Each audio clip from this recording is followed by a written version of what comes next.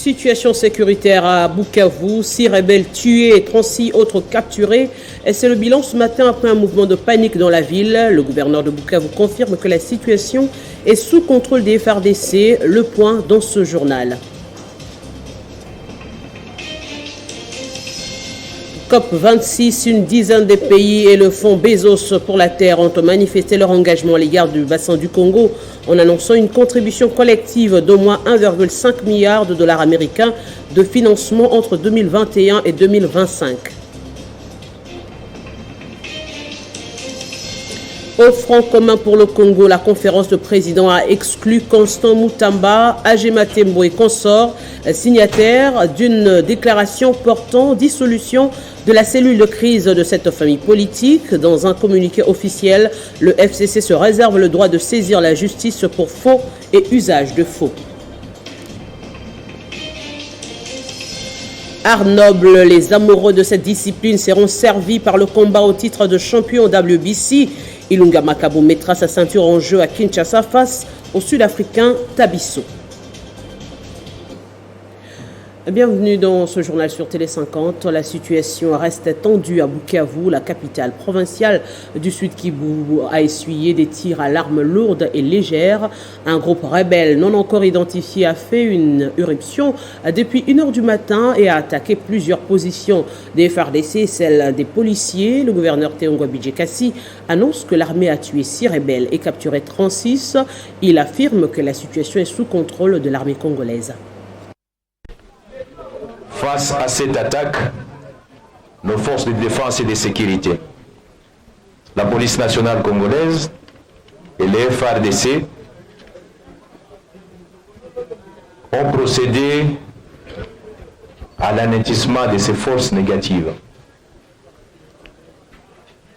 Et à l'issue de ces affrontements, que vous avez tous constatés tout au long de cette nuit, le crépitement des balles, dans ces affrontements, on a tué 6 assaillants, 4 blessés, 36 assaillants capturés qui sont devant vous. Félix Tshisekedi a présenté la RDC Pays Solutions contre le réchauffement climatique. À Glasgow, le Premier ministre britannique Boris Johnson a pris l'engagement de protéger la forêt équatoriale pour une durée de 10 ans.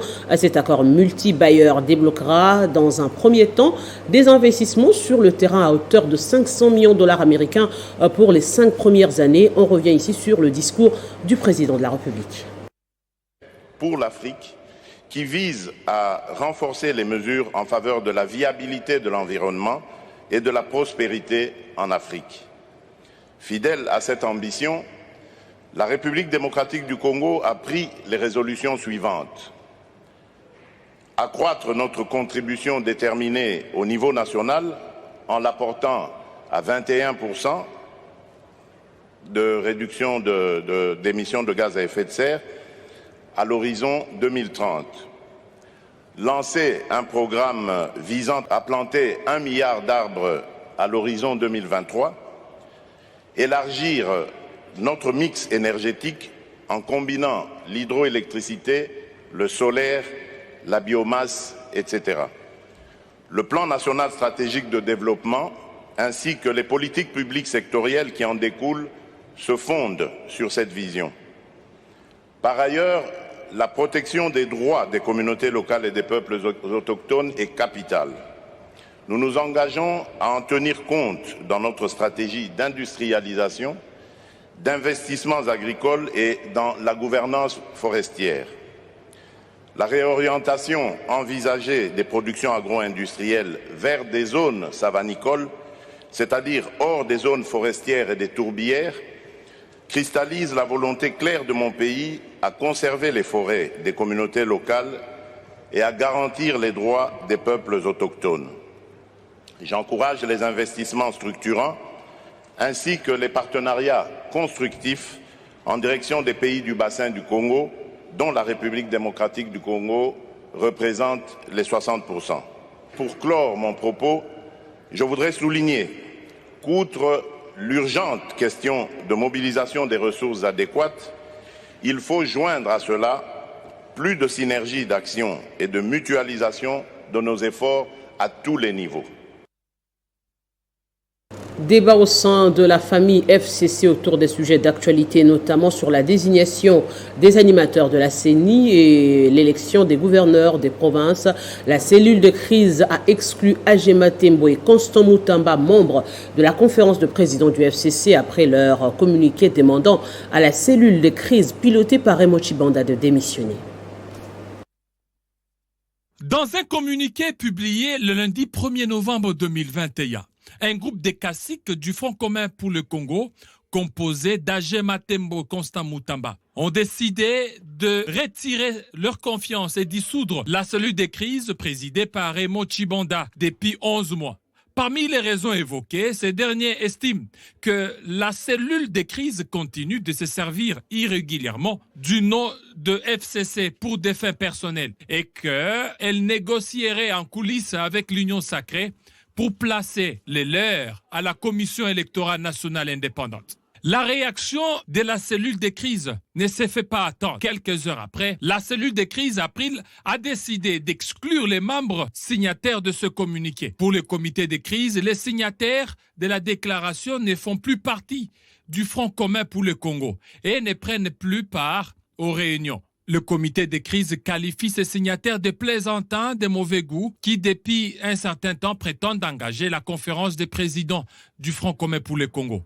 Alors qu'à l'exception d'un seul, ils n'en ont jamais été membres. Ils ont cessé d'appartenir au FCC depuis longtemps et n'ont depuis lors participé à aucune réunion ou activité du Front commun pour le Congo. Concernant la question de la CENI, la cellule de crise condamne sans réserve l'entérinement dit chaotique et irrégulier de l'équipe Kadima par l'Assemblée nationale et son investiture par le président de la République. Le FCC réaffirme qu'en l'absence d'un consensus entre les principales parties prenantes et singulièrement entre les confessions religieuses en ce qui concerne le président de la CENI, il ne reconnaît pas l'équipe Kadima et ni déléguera aucun représentant. Toute affirmation contraire ne sera qu'une supercherie de plus de la part d'un pouvoir insensible aux aspirations et souffrances du peuple. Le FCC annonce officiellement qu'il n'est pas non plus concerné par l'élection programmée des nouveaux gouverneurs des provinces et qu'il ne présentera donc pas de candidats à aucune de ces élections. Le président du Sénat, Modesto Bahati, a, dans le cadre de la coopération économique avec la Belgique, a reçu hier mardi Philippe Jacqui, l'administrateur général de la fiscalité belge, à la tête d'une forte délégation. Au menu, la mobilisation des recettes et leur affectation rationnelle. Opportunité pour Modeste Bahati Lukwebo qui a fait part à ses hôtes de la volonté du chef de l'État Félix Antoine Tshisekedi d'instaurer la bonne gouvernance. Le directeur général des impôts de la Belgique est à mission à Kinshasa pour conclure un nouveau programme entre son pays et la RDC basé sur la gouvernance financière. Un programme qui consiste en la traçabilité des recettes dans la chaîne des dépenses. Le président du Sénat a également échangé avec la journaliste belge Colette Brackman. Ils ont évoqué le réchauffement des relations entre la République démocratique du Congo et la Belgique. Brackman a loué à cette occasion l'initiative de Modeste Bahati Lukwebo avant de lancer un appel aux investisseurs belges de revenir au Congo. La délégation du Parlement belge qui est venue parce qu'il va renforcer les liens entre les deux parlements, mais aussi entre les deux pays parce que ces dernières années, il y avait eu un peu une distance qui s'était établie entre nos deux pays et je pense que lui, il tient vraiment à renouer les liens, y compris par exemple, il évoque la possibilité d'une reprise de la coopération militaire, que la Belgique pourrait aider la RDC dans certains programmes, toutes choses qui avaient été suspendues jusqu'ici. Je pense que c'est très dommage que les entreprises belges aillent partout dans le monde et ne viennent pas au Congo. Elles ont invoqué pendant quelques années l'instabilité, les problèmes institutionnels, mais maintenant ces excuses-là n'ont plus de valeur. Il y a une stabilité passé,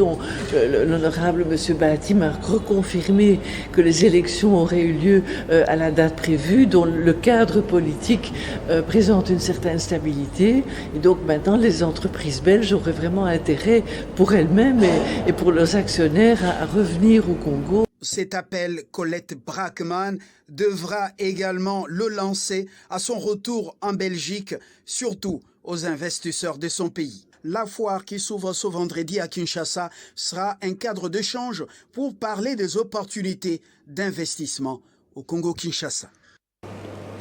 Bruxelles et Kinshasa sont déterminés à remettre sur orbite leur coopération militaire. C'est ce qui ressort des entretiens entre André Flau, ancien ministre de la Défense du Royaume de Belgique, et Gilbert Kabanda, ministre congolais de la Défense nationale et ancien combattant. Les deux hommes d'État ont réalisé qu'il était important que cette coopération reprenne sur la formation, la santé, l'équipement et le renseignement militaire.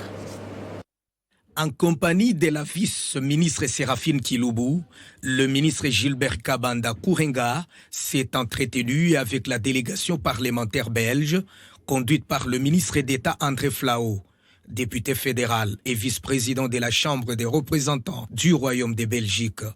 L'hôte du ministre congolais de la Défense a mis un accent particulier sur les réchauffements de la coopération militaire entre les deux pays frères, la RDC et la Belgique.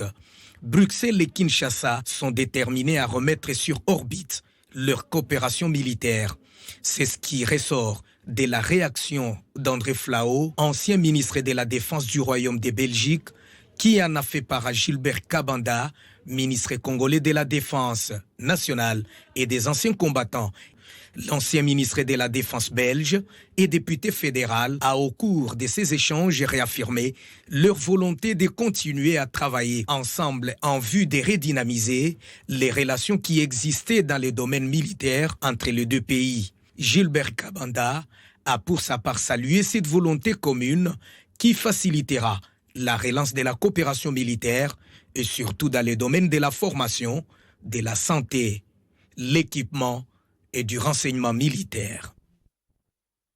La population du Kasaï central décrit l'impunité de la justice congolaise dans les massacres de Kamina Nsapou. Elle appelle la Cour pénale internationale à accélérer la procédure car 5 ans c'est trop. Une marche populaire a été organisée à Kananga pour les victimes, plutôt par les victimes de ces atrocités.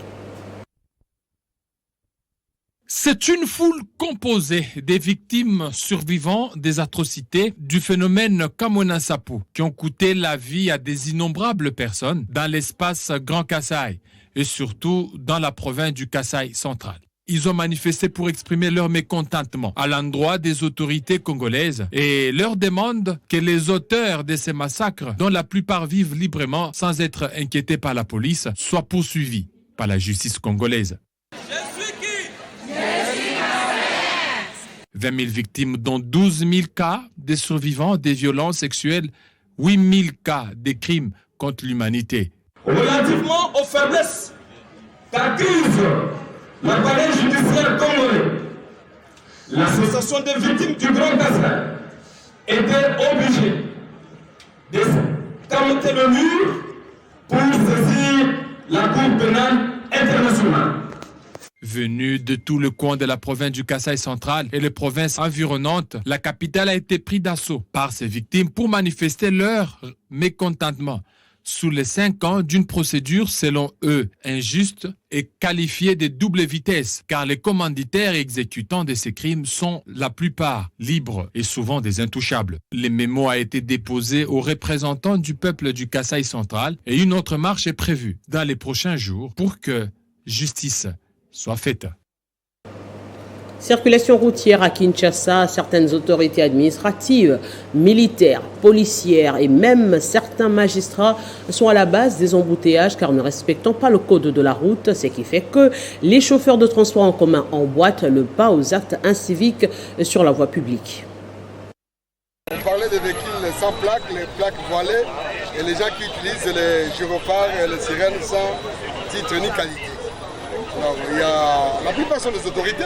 Il y a des gens qui ont respecté, d'autres n'ont pas respecté. Nous continuons à les traquer. On a arrêté beaucoup de véhicules hier et aujourd'hui. On continue. On va continuer selon des opérations permanente, mais nous allons commencer à descendre. Le constat fait par le commissaire provincial de la police de Kinshasa est amer, car le code de la route est violé pour la plupart des cas par les autorités. Vous avez la plaque officielle, vous voilez ça pourquoi? Vous êtes un criminel. Vous cachez pourquoi? Le véhicule appartient à l'État. Vous avez la plaque de l'État. Vous masquez ça pour. C'est incompréhensible. Alors, les autorités qui ne veulent pas respecter, c'est à leur risque et péril. Ils seront ridiculisés. Les officiers supérieurs militaires, souvent les généraux, les ministres, les députés, le magistrat, pour ne citer que ceux-là. Sur la route, ils se comportent comme des intouchables. Ils prennent le sens contraire, deuxième bande. S'ils ne coulent pas leur plaque, ils utilisent carrément les véhicules sans plaque. Les autorisations, les laisser passer, ce sont des choses interdites. On ne peut pas commencer à avoir des laissés-passer de la police, de la présidence, de l'état-major général, de ceci, cela. Non, ça c'est une trafic d'influence. Des fagnons, des avocats. Et la police va commencer. Aujourd'hui on enlève, demain on va commencer à arrêter. On voit avec un véhicule là où il y a un laissé-passer, on arrête le véhicule. Et ces actes inciviques sont imités par les conducteurs des voitures des transports en commun, croyant pour avoir le passage et gagner du temps. Cependant, ils aggravent les embouteillages. Après l'arrestation arbitraire de Patrick Bokala, vice-président de l'Union nationale de la presse du Congo UNPC, les journalistes de cette structure dénoncent dans une déclaration cet acte et exigent la libération sans condition de leur vice-président. Ils projettent un sit-in devant le ministère de Pétentique. Nous, journalistes et professionnels des médias, sociétaires de l'UNPC, avons appris avec consternation et stupéfaction l'arrestation de notre confrère journaliste et vice-président de l'UNPC Kinshasa, Patrick Lokala, arrêté dans des conditions peu recommandables au sortir de son lieu de travail. Le vice-président de l'UNPC Kinshasa, Patrick Lokala, croupi au parquet près le tribunal de grande instance Kinshasa-Matete. Ce, depuis 5 jours, dans les conditions inhumaines. Face à cette situation, nous, journalistes sociétaires de l'UNPC, dénonçons l'arrestation de notre confrère journaliste, Patrick Lokala, et exigeons immédiatement sa libération sans condition. Décidons la projection d'un sit-in devant le cabinet du ministre de Pétentique, Augustin Kibasa, ce jeudi 4 novembre 2021. Exigeons au ministre Augustin Kibasa de se désolidariser de Joseph Kazadi, radié de l'UNPC. Les journalistes congolais dénoncent l'implication implicite du ministre Augustin Kibasa qui, selon des sources, serait impliqué dans l'arrestation du vice-président de l'UNPC Kinshasa.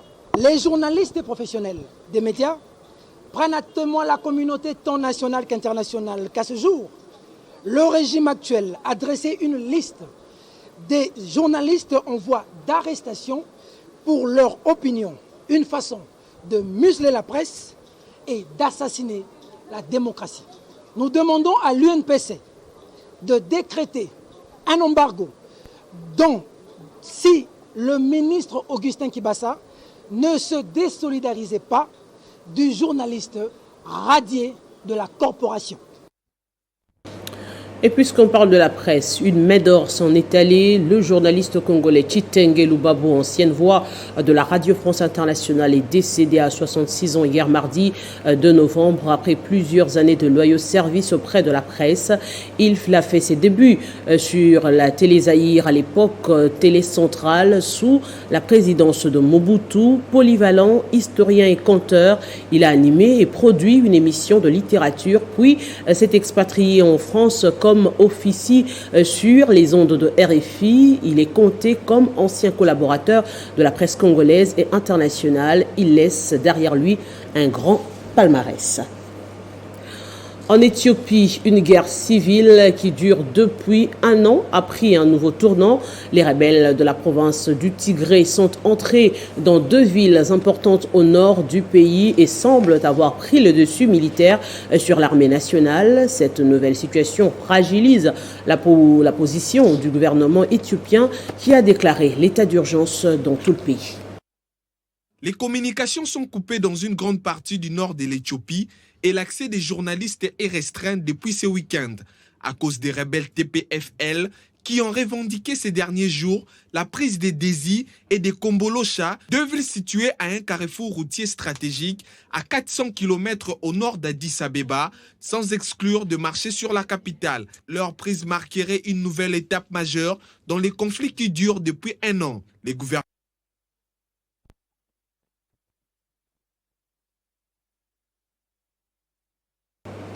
Et puis, lutte contre la Covid-19, les États-Unis d'Amérique ont commencé une campagne d'immunisation contre la pandémie. Et cette nouvelle campagne concerne essentiellement les enfants de 5 à 11 ans. Ces injections sont une étape importante dans la bataille contre la Covid-19, a salué Joe Biden.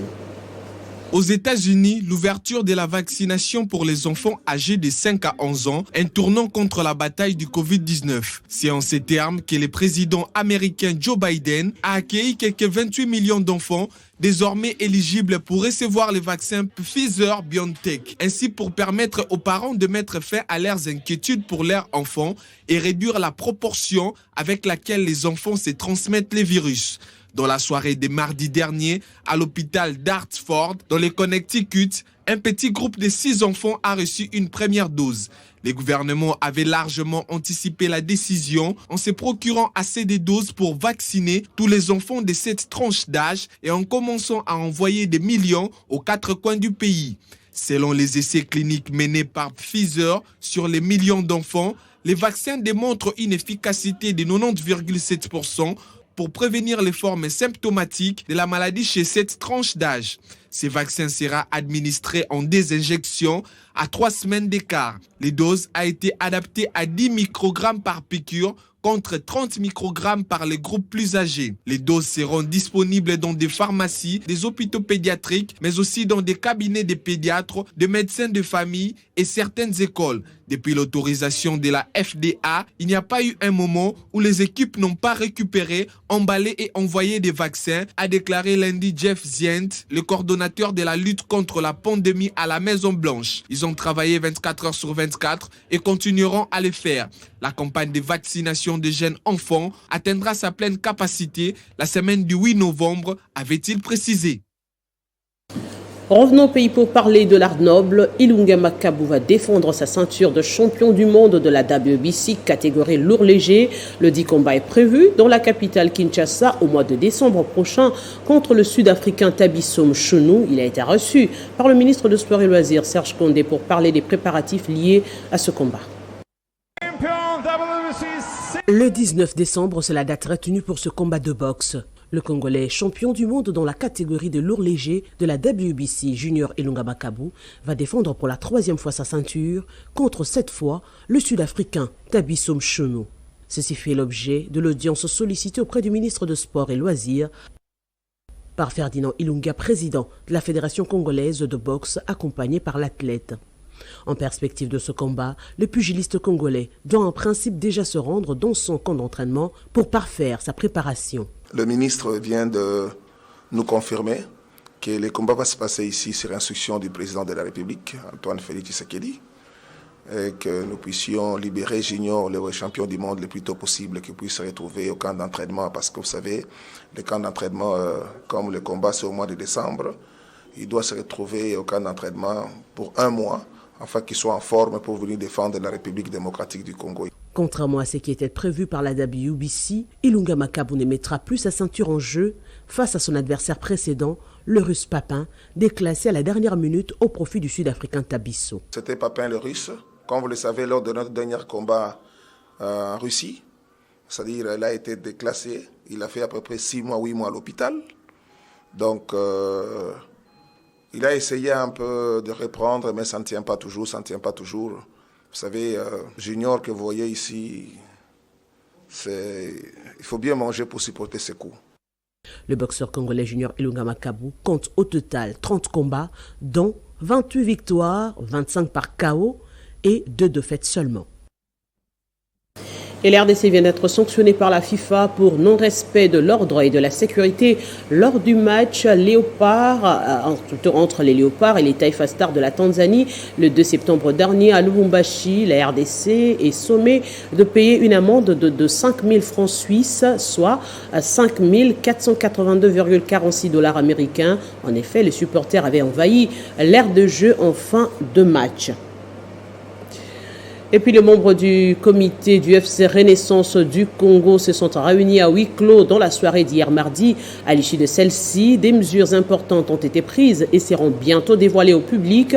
Entre-temps, le secrétaire sportif du club, André Tutonda, a rassuré l'opinion. Willy Mandala demeure à la tête de l'équipe du FC Renaissance du Congo comme président sportif et n'a jamais démissionné. Nous avons à l'unanimité pris un certain nombre de décisions, notamment la décision portant nomination de certains membres du bureau d'appoint pour renforcer la capacité opérationnelle de notre secrétariat. Il a également été mis en exergue le fait que, contrairement à ce qui a été diffusé dans l'opinion à travers la presse sur la démission du président Willy Mandala, le président ici, je confirme que le président n'a jamais démissionné. Au contraire, nous avons voulu ici chercher à donner du tonus à nos activités. Au cours de cette réunion, nous avons décidé à ce que toutes les réunions se tiennent ici au siège du club. Et en marge justement de la réunion, il a également été décidé la mise sur pied ou la nomination de membres d'honneur qui vont épauler le comité dans l'exercice de ses fonctions, et également la cooptation de certains conseillers.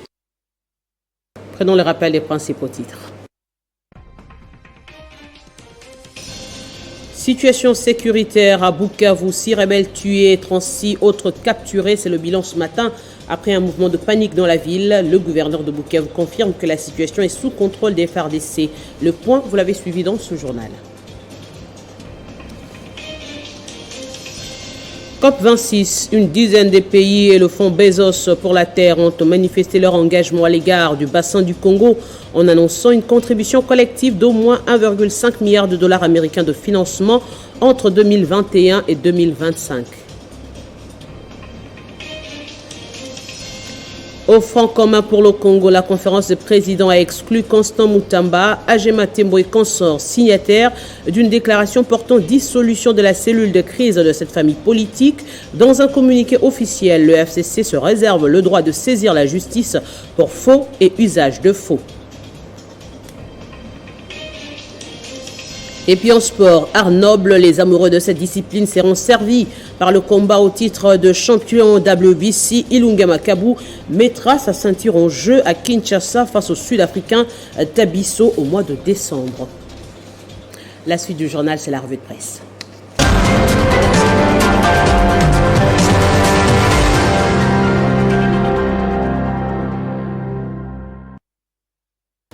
Les titres de journaux de ce mercredi avec Christian Kalonji, à qui je dis bonjour et bienvenue. Bonjour Arlette Boutella, bonjour également à tous ceux qui nous suivent de partout dans le monde grâce à Télé 50. Et à la une de votre revue de presse ce mercredi COP26, Félix Tshisekedi gagne 1,5 milliard de dollars américains de financement à Glasgow. Évidemment, Arlette Boutella, c'est le titre qui fait la une du journal La Prospérité ce mercredi.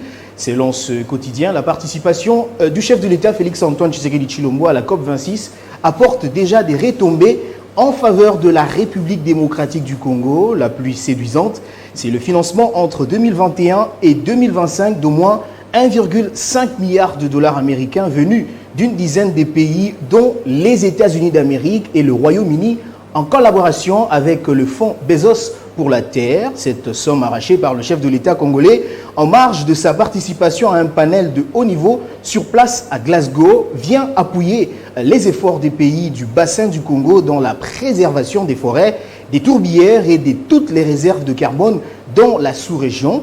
Félix Tshisekedi Tshilombo, qui a pris la parole à la tribune de la COP26, pointe l'agence congolaise de presse a appelé tous les dirigeants du monde à travailler ensemble pour la sauvegarde des richesses naturelles de la RDC, car, a-t-il précisé, la République démocratique du Congo se présente comme pays solution à la crise climatique mondiale vu ses massifs forestiers. Et puis l'actualité, c'est aussi la ville de Bukavu qui a connu des agitations ce matin après l'incursion des assaillants dans la ville. Arlette Boutella, il faut dire d'entrée de jeu que la situation est à l'heure actuelle sous contrôle des forces armées de la République démocratique du Congo. Affirmation du gouverneur des provinces Théo Ngwabidje que nous venons de suivre dans votre journal. Selon actualité.cd, un calme apparent est revenu à Bukavu après les affrontements qui ont débuté la nuit jusqu'à ce matin entre les forces armées de la RDC et les miliciens. Des tirs à l'arme lourde et légère ont été entendus, ajoute ce média en ligne, dans plusieurs quartiers de la ville. Selon les autorités, les assaillants ont tenté de se ravitailler en armes et munitions en attaquant les casernes de l'armée et de la police. À en croire 7sur7.cd, l'armée procède à l'heure actuelle au ratissage après l'incursion des rebelles se disant venir libérer la population. Cette précision est du major Dieudonné Kassereka, l'un des porte-paroles de l'armée au Sud Kivu, qui invite la population au calme et à collaborer avec les services de sécurité. Arlette Boutella, il faut noter que le bilan provisoire avancé par les autorités locales fait état de 6 assaillants tués par l'armée, 4 blessés et 36 assaillants capturés. Et on parle justement de la sécurité à l'international. Le gouvernement éthiopien décrète l'état d'urgence pour lutter contre la rébellion. Évidemment, d'après Radio France Internationale, cette décision prise par le Premier ministre est consécutive à la montée de l'insécurité dans le pays. Les rebelles de la province du Tigré sont entrés dans 2 villes importantes du nord du pays et semblent avoir pris le dessus militairement sur l'armée nationale. Cette nouvelle donne fragilise la position du gouvernement de la République. Les rebelles pourraient désormais s'approcher de la capitale Addis Abeba. France24.com note que face aux massacres, tortures et violences sexuelles, l'Organisation des Nations Unies a dénoncé mercredi une brutalité extrême dans la guerre au Tigré en Éthiopie. Dans une enquête conjointe avec la Commission éthiopienne des droits de l'homme, l'ONU conclut à des possibles crimes de guerre et crimes contre l'humanité commis par toutes les parties au conflit. Christian Kalonji, merci pour cette sélection. Merci beaucoup Arlette Boutella. Et merci à vous, aimables téléspectateurs, de nous avoir suivis. Vous l'avez compris, ce journal est terminé. Prochain rendez-vous, c'est dans moins d'1 heure.